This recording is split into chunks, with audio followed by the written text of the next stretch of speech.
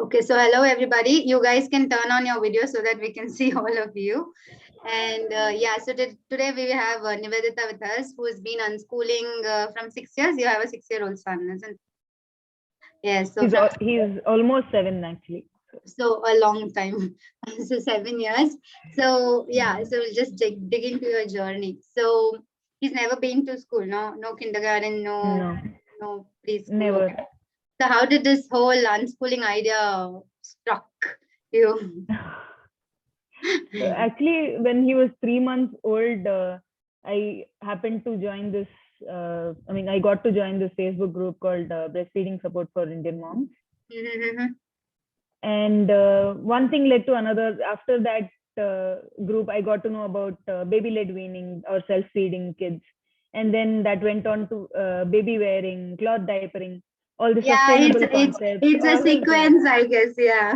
Yeah, and all these, so many people who were there in these groups were unschooling their kids at that point. So I could, we had physical meetings at that time. Yeah. So in the physical meetings, I got to meet a few homeschoolers. Then I proceeded further. I met up with Chetana Amranalini, who's also in Bangalore. So I got to meet them. Sorry? Chetana Keni you're talking about? I think it's the same person. Okay, she has a school now. Different names. Oh, then that's not the one. No, not Chetana Keni. No, not Chetana Keni. Okay. This is Chetana. I was calling herself as Chetana Ajit. It became Chetana Amran.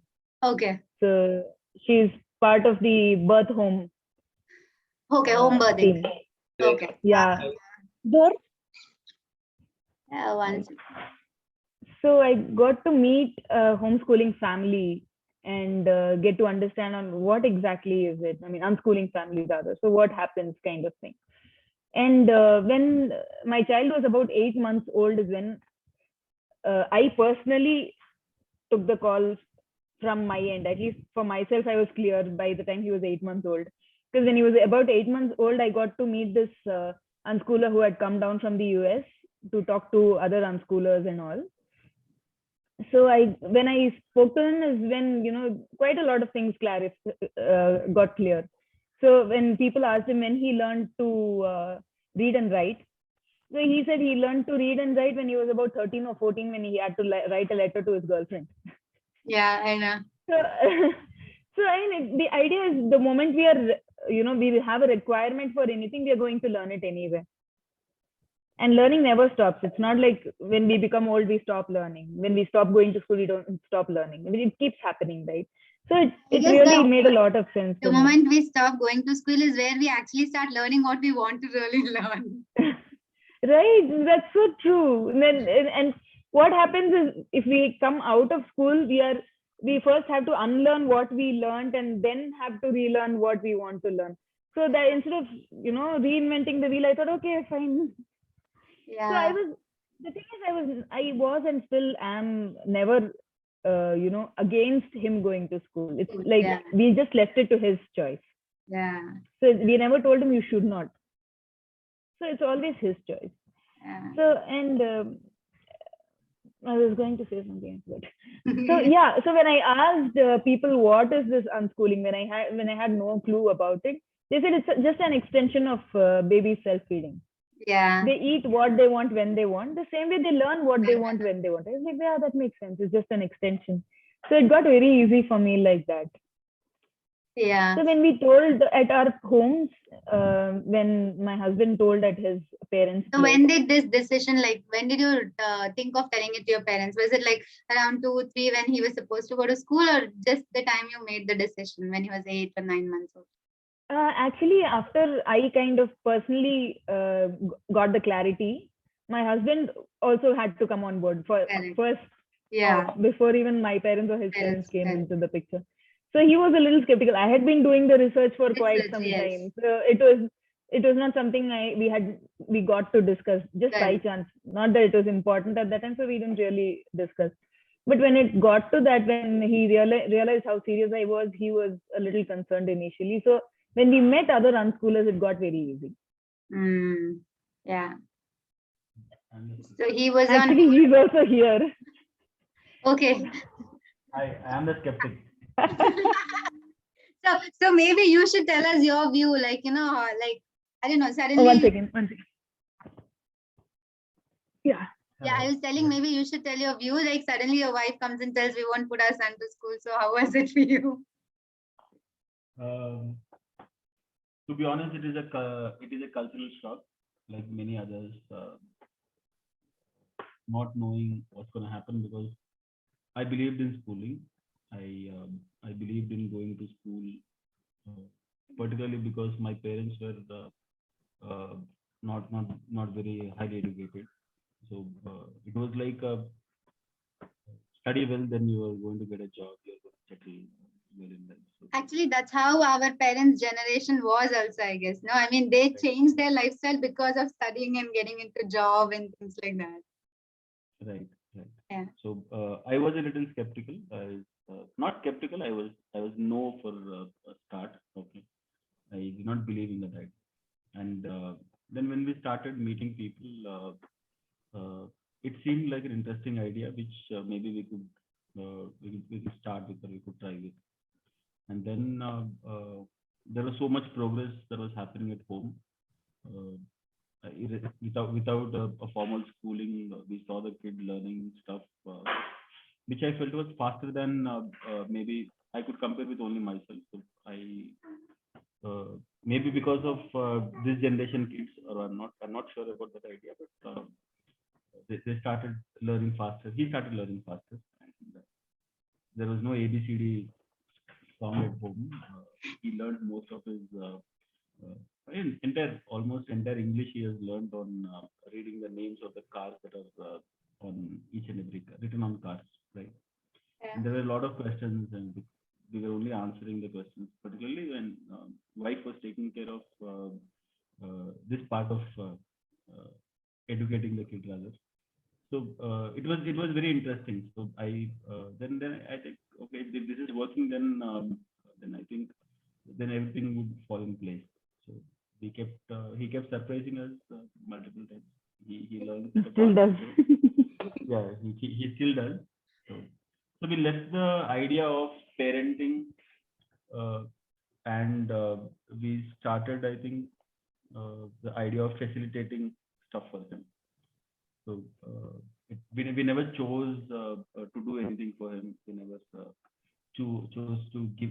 We don't choose even today. I don't want to speak in past, but even today we don't choose anything for him. To just give you a small example, suddenly this week he mentioned to us that he wants to have a party at home. And we are having a party tomorrow. It's not his birthday. We're just having a party.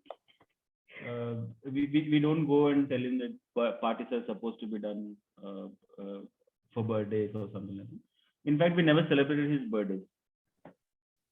We did not celebrate his only for the last 1-2 years, maybe after he started asking for it.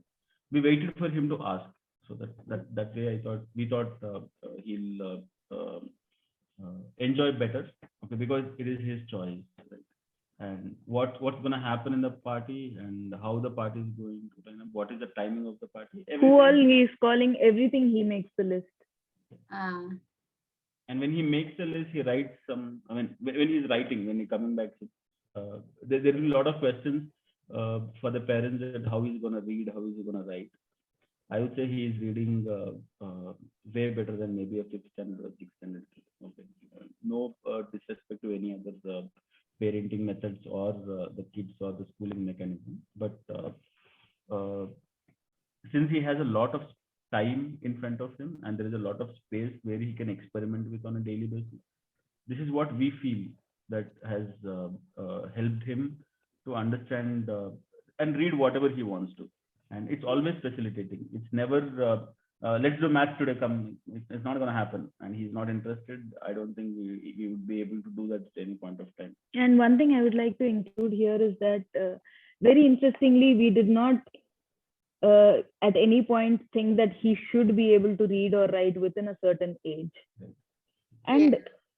And even while we say that he's reading faster or more than kids of his age, we are not here propagating that unschooling kids will read more. Yeah, It's that is just that one. his personal interest. Yeah, So that's one he disclaimer we interestingly have to found that. actually tell people that there are kids who actually read more than their age, and there are kids who decide to read 10, 12 years when they want to read. So Yeah, yeah, exactly. it's all the kid's choice. But like you said, your child is reading, but the child who might not be reading might be doing so many other things. Exactly. Yeah, because That's we are the point. comparing reading, it doesn't tally up. So that's one disclaimer I would like to tell everyone, that just because you're unschooling doesn't mean your child is going to read early or is going to read late. It's just completely left because of the choice of the child. And one more thing is, please, we don't need to take the stress on ourselves to,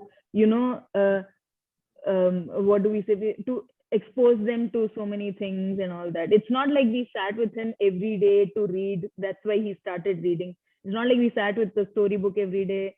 We have to cultivate the habit. Nothing of that sort. So We actually, read our that books. was my I next question. kept books available for him to read if he wishes. Yeah, so that was my next question. So once you decided unschooling, maybe till 2, 3, I mean, that's what we would not do anything. But did you do anything in particular after that age, like around 3 or 4, like, something intentional? Even at 6, we have not done anything, honestly. Okay, but We have you not said you done made an environment where the books were available. So what other things were available Yeah, to? and see, I'll tell you what. The moment we go to a kid's store, we ourselves really like those stuffed toys. Yeah. Right? Kids' books are so colorful, so they are so beautiful. I personally felt so impressed, and I took him to. I mean, one of the mothers in the baby wearing community was selling imported second-hand books. So when she called to her expo and sale, we went. So when we went, I loved a few books which I thought he might like. Some of them he liked, some of them he did not like. We gifted those to someone else. Yeah. So it's not like whatever we bought, he has to read. Correct. So even after he started reading, he did not like some. He said, no, I don't want these. I kept it aside. Sometimes he picked it again. Sometimes he said, no, I don't need it at all. So we gave it off to somebody. So those things also happened. So when I say I created an environment, it's not like I had a hoard of books that he would be visible to him all the time. It's just a few things in his shelf. It's there are some toys, there are some books, there are some stuffed toys, there are multiple games, whatever, all of that. So it was only like that. So and see, there is this very interesting thing that I read somewhere which really changed the way I was stressing myself. It said, even if Beethoven had not been exposed to piano, he would have found something black and white and started playing on it. Yeah. So those who are destined to do something, they would do it any which ways. Whether we have to expose them to it or someone else exposes, something would just, in the larger scheme of things, it will just fall in place.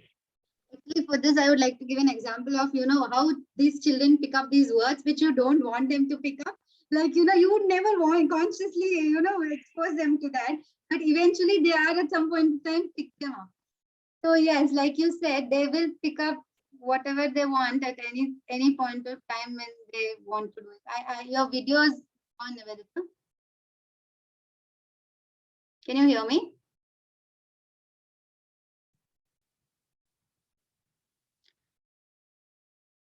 Nivedita? I think we have lost her. Just give me a minute, guys.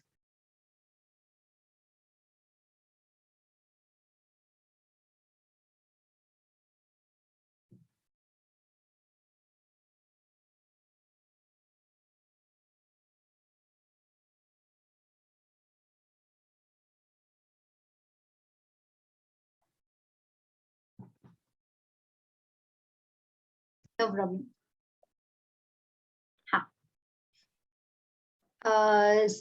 So yeah. So was there a time like when he was 3 or 4 or like 4 or 5 when he was like bored or he didn't know what to do or anything like that?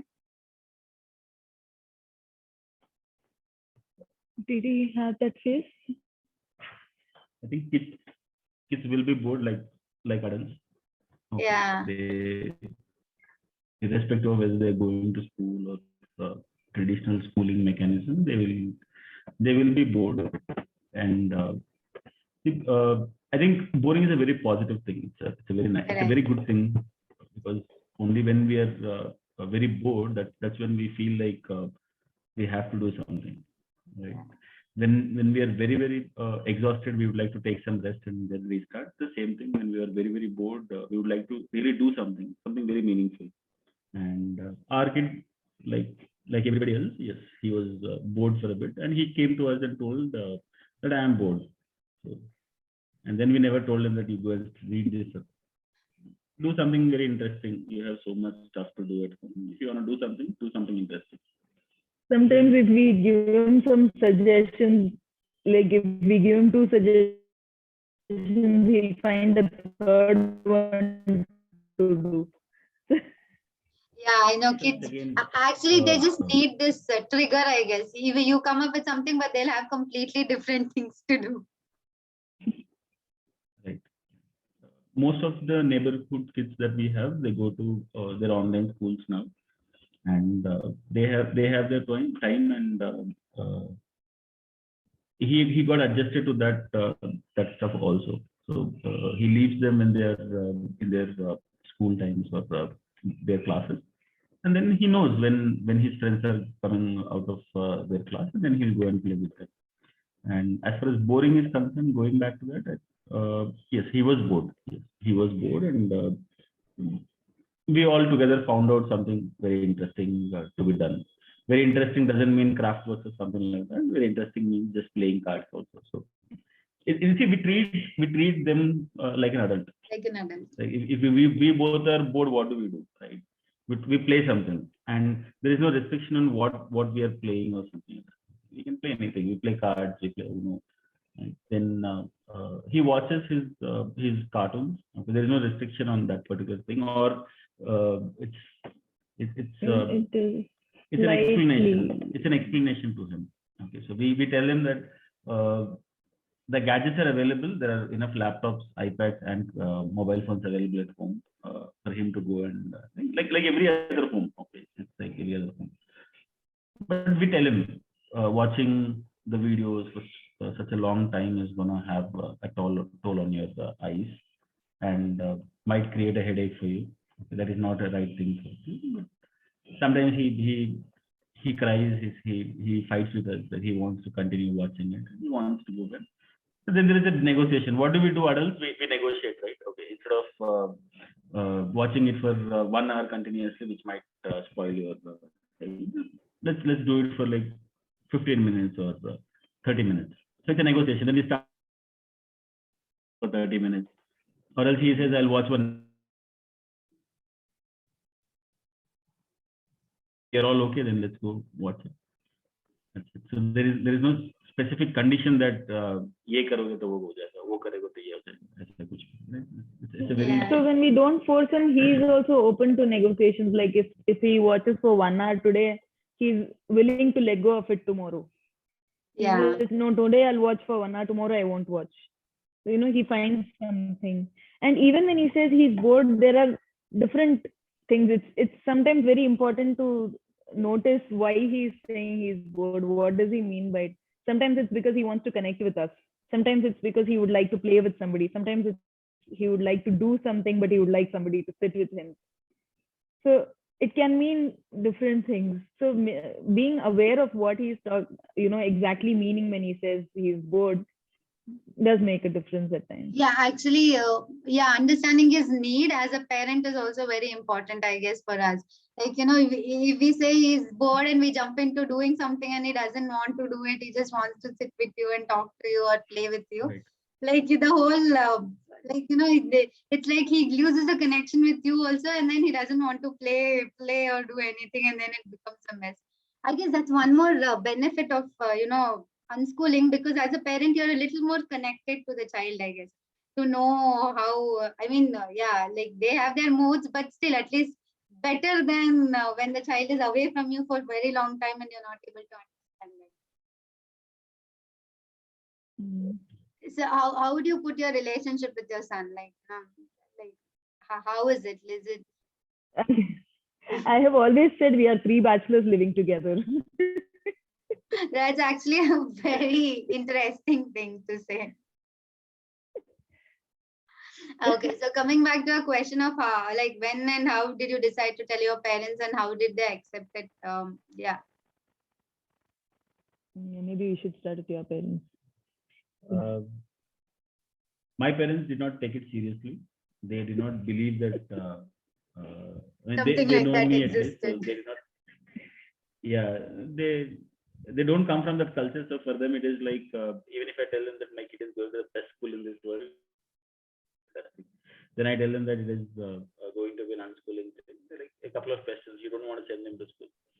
I think they thought that okay, now this guy is saying this, but maybe going forward they would like to send it to school, and they just left it there. Okay. And So when did you say that? When your son was really young?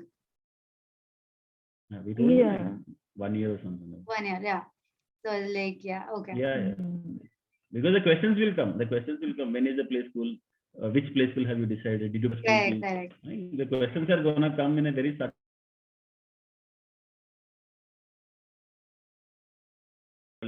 We thought that it's something We're we gonna have to tell answer them. that particular stuff. And my mom and dad were fine, but my siblings were a little concerned. Okay, they were like, what happens to that board exam? What happens in +2? How will he do his graduation? Or I would say this is more this question is more of not doing a proper research or not understanding the philosophy of unschooling. So I honestly did not take that feedback very seriously. So just left it there. Questions were more questions were there from Nivedita's parents. Yeah, my Because, father was actually, my father, I would say, still is a little, half okay, half not okay about it. So he's like, okay, it's their kids. They have taken a call. I can't say anything about it, but I will teach whatever I can. So he was initially very, very skeptical about him not, we not being particular about him reading and writing. And incidentally, since he started reading and writing on his own, my parents were like, they felt much better after that. So once that happened, my mom has been more on board than my father. But my father's also kind of okay as long as I let him teach whatever he wants to teach. And he's also not pushing Raghav at any point. So it's like they have a bond, they have their negotiations. He teaches, he learns, we are cool with that. Neither does my father push it, nor does, Raghav have a problem with it. So he learns whatever he wants, or he says, no, I don't want to learn it, and it's cool. Yeah. Sometimes they come and say, I mean, he's picking up things faster, or he's very what do you say? He's responding very well For music or English. something. We really don't take it seriously. I mean, it's not like we don't take it seriously in the sense we are glad that he's picking up. That's on one side. On the other side, it's not like we push him that, you have to learn this, you have to do this, you have to do that. You're good at this, you have to learn more of that. I think we would be okay if he did not read or write, or if he had not shown any kind of inclination in what he's showing right now. We really think that we would be okay, because unschooling is the core of unschooling is that. Okay, it is like it is like 6 months of no activity, and suddenly you see an activity happening, and a rigorous activity happening, and you are like so many things are happening. He's very busy, he or she, I would say. See, a lot of he is happening here because we are having only one kid. Okay, we are, and that guy is a he. Okay, but there are so many girls who are unschooling and they are doing brilliant, and I mean, there's a lot of inspiration to be taken around from people. Okay. It's in the unschooling community. Okay, in the homeschooling community also, which is an extended community from unschooling. It is gender neutral. Unschooling stuff is gender neutral. It is. In fact, my wife goes a little one step ahead and says we should not be categorizing the kids based on their gender, based on their choices Choice of what of, they are wearing or what they would like to wear. Our son on some days he wears a bindi. He has his he had his He ear has a piercing clip done. and He has all. a clip, and he likes to wear flowery pants. Okay, absolutely fine. You wear something and we are okay with it. And I'll tell you one more thing. For days together, he never used to take bath. Can you take it? And for days together, there is no bath at home. He's like, Actually, I don't want trust to take me, bath I today. know that. Okay, Like Baba, my I don't want to son, take bath. my 4-year-old, like, it's like the moment I feel, okay, you are really actually kind of stinking, I have to make up a story to take him to bath. But literally, I don't know, it's been like sometimes 2, 3, 4, God knows, like I've lost count sometimes. But So yeah, when there was a point when I was like, I've had enough of this, him not taking bath and all. So then I said, okay, listen, only if you take bath, you can have your screen time. He was like, why? Like, because I have no other idea of how to make you take bath. I actually told him that. I have no other idea. I don't have any idea how to tell you to take bath. So I'm giving you this. That's all. I have no other ideas. So I'm just giving it to you. So he was like, okay, fine. I mean, it's as weird as it can get. Okay. there was a phase when And my when it comes son to the didn't gender take head bath neutrality for. also, Yeah, go on, go yeah, on, go on. No, go on. yeah. Yeah, so when it comes to the gender neutral part, like few days back, I noticed that some kids were telling him that you're a girl, you have your ears pierced, and your hair is long, so you're a girl, and all. So initially, it first hit me that they should not be saying that, and that my son would be upset. But then I noticed my son is not upset. It's a game they are playing. They are saying you're a girl, and he's like, no, yeah, no, yeah. So they were just playing with it. So very often, certain things trigger us as adults, but it's actually not triggering for kids. If we let them be to their own selves, most of that is just kids play. Yeah. There's nothing to be sensitive about. Okay, and somebody's saying something, so I'm having fun with it. That's all. This is Yeah. very interesting. One more aspect of unschooling is many people think that there will be a concern in terms of the socialization of the kids. Like, how will they socialize with other people? How if they don't go to school, in school they have 40 other kids in the same class, or maybe another 400 kids in the same school, they will socialize. Okay. It the question seems to be fair, but again it's a flawed understanding. Out of what 1,500 students I studied with in 10 years of school, I don't remember exactly 30 names also. I might not have interacted with the 90% of the kids. Maybe I would have just said a hi, hello to some of them. I don't even recognize. I mean, this is how it is. I mean, we don't have so many people around.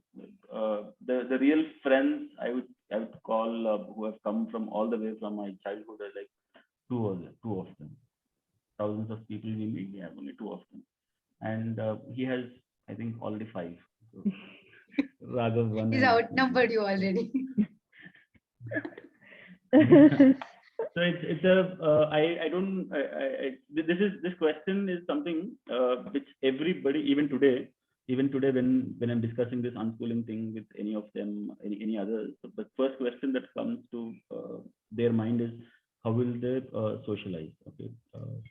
I think the concept of socialization from our schooling time or from our childhood till now has completely changed. Okay. And by the time our kids get to at least teenage or up to 20 years, it might further change. Okay, the way we are socializing today is not the same as what we were socializing a couple of years back, right? So things are changing at a very very fast pace, and I don't think that is much to be worried about. They will find their friends, irrespective of whether they are in online media or online social networking sites or offline sites. They will have their own what relationship breaks. They will be having their own friendship breaks. They'll be finding new friends. Okay. That's not to be worried a lot.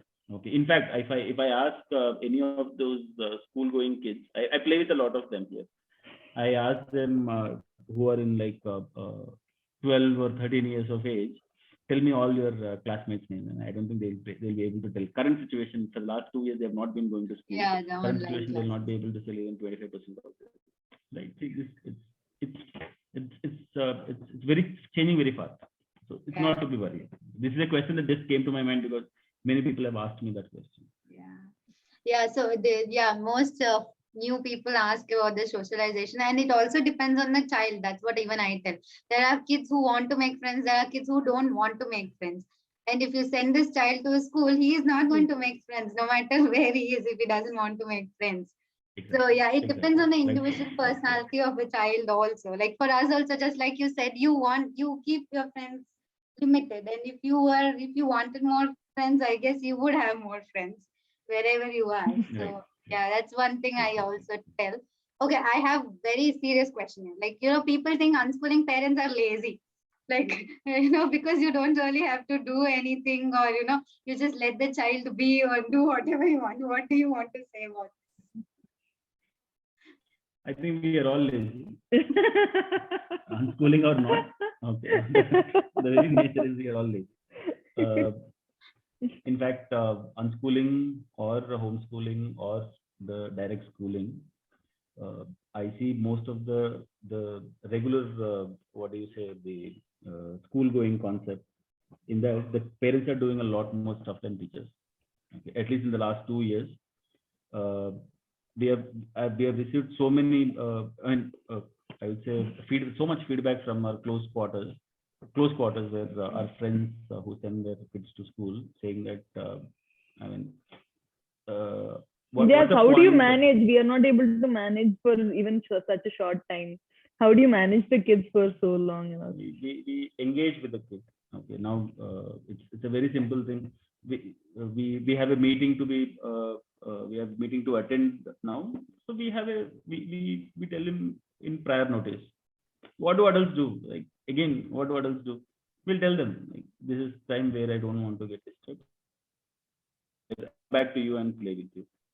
And very interestingly, he noticed that the two of us were busy, so he said, "I'll take my screen time now. I'll go have my food. I'll have my meal, stuff like that." He's sorted himself.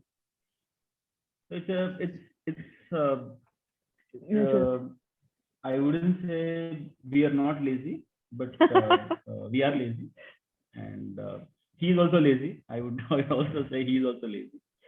But the point here is,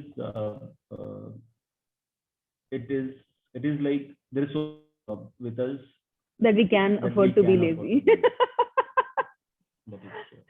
So yeah, so to clarify a few things, it's going to be in 1.5 minutes. This might end. Should we again relog in with the same ID?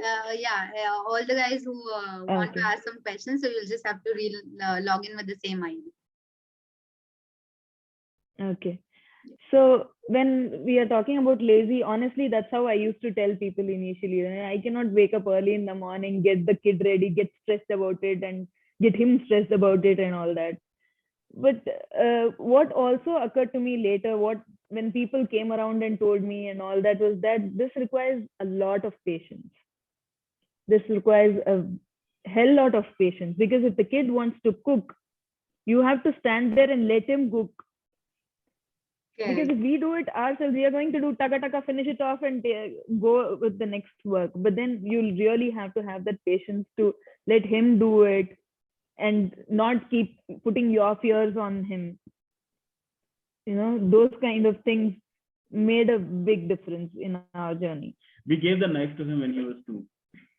The actual sharp knife. The one which we use.